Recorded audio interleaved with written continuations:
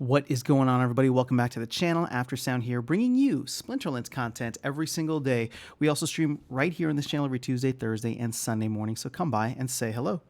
All right, guys, I want to talk about Polygon today, and for those who may not be familiar, Polygon is another blockchain. Now, it was originally started off as a layer 2 to Ethereum, but it has essentially become a sidechain and now really its own chain in a way. There's a lot happening on Polygon.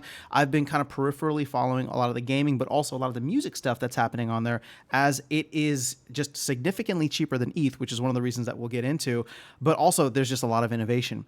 So the reason I bring up Polygon is because in a recent interview that Matt did, again, it was not for Splinterlands or within the Splinterlands ecosystem, but he was talking about Splinterlands to another reporter. Shout out to Gold Matters. I only find these things because people post them on Twitter. So shout out to Gold Matters, because that's where I saw it. He talked about how at some point in the near future, or I don't know about the near future, but at some point in the future, the team did want to bridge to Polygon. So keep in mind that right now we do have two active bridges out to Ethereum, and we have a bridge to BNB chain or BSC chain. There used to be one to Steam, which was what Hive was forked from, and then Tron, which I believe is, for all intents and purposes, kind of a dead chain. So if we do but if we do bridge out to a new chain, aka Polygon, I actually think that could be really, really bullish for Splinterlands. Now, hear me out. I don't think that it's going to bring in the masses necessarily, but getting SPS and getting SPS 1 onto that chain, and then 2, just getting the kind of energy that I've seen so far on Polygon, I think would be phenomenal. Now, here's the main reason. I use the BNB chain. A lot of people use the BNB chain, but it's not used by like wider institutions. And the BNB chain is the Binance Smart Chain, right? So it's attached to Binance. You see all the Binance FUD that is happening now and the Binance FUD that has happened in the past. Many major US exchanges never wanted to mess with Binance or the BNB token. So it's actually been quite difficult here in the US to participate on that chain.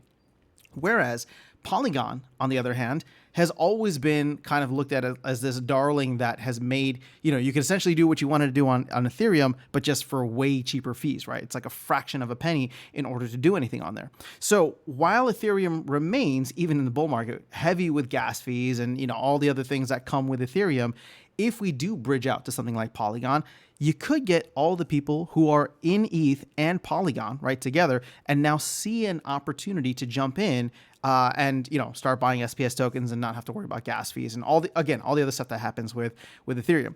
The main thing here for me, though, is the innovation that's happening there. There's, you can see here, these are all the projects, or the top projects that are connected to the Polygon ecosystem. There's a lot of games. There's a lot of DeFi protocols like Lido, Aave. You can see Sandbox, ApeCoin. So we would be essentially joining a lot of the other projects that are traditionally on Ethereum and bridging out to Polygon. Now, is that going to do anything major for the ecosystem?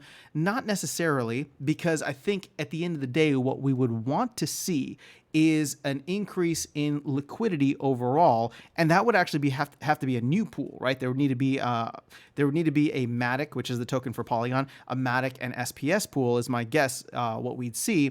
And within that pool, we'd need to have a good amount of liquidity so that whales from ETH or Polygon would be able to come in that route. Now, keep in mind that there's still a decent amount of liquidity. I think we have like 700,000 on Ethereum. So I don't know how much liquidity would come into a brand new pool if and when that actually went live for Polygon. But at the end of the day, the other way in which you could increase liquidity, and we're kind of seeing the uptrend in SPS right now, is to actually increase the value of SPS. So granted, right now, Ethereum is kind of staying stable, but what we've seen SPS essentially do a 33% gain, which translates to a rise in the overall liquidity for that pool. As we hope, fingers crossed, SPS continues to gain in value, to rise in value, and therefore gain a higher market cap. If it were to pair with something like Polygon, and if we were to get in sooner rather than later, that liquidity could grow somewhat naturally.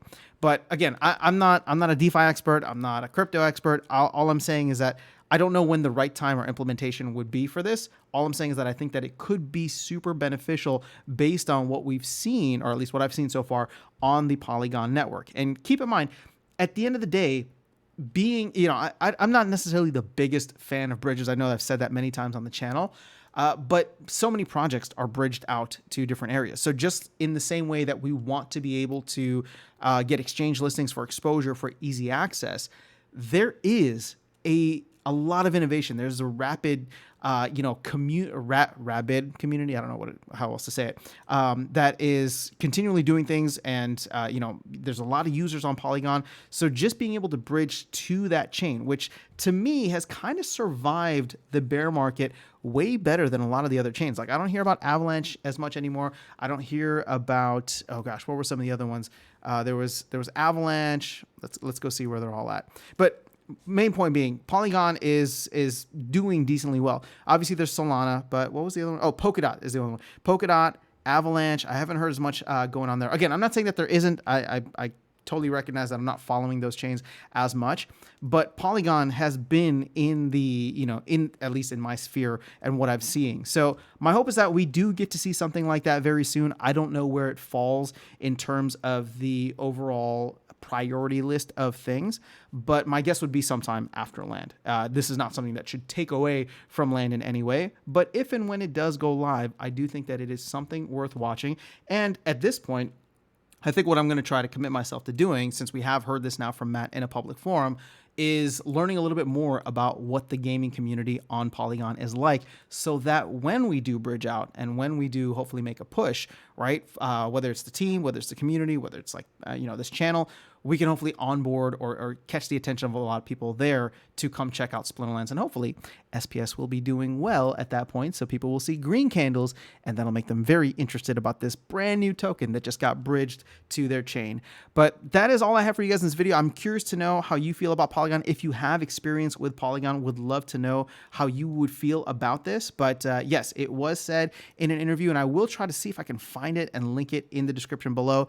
No promises, though. I'll have to go back to my DMs, but it should be there. I'll catch y'all in the next one and see you around the game. Take care.